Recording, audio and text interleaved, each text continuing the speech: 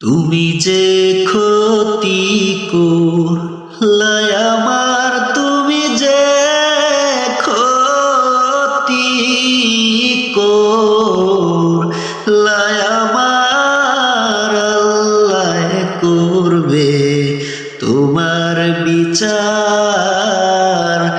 আমার আল্লাহ করবে তোমার বিচার। তুমি যে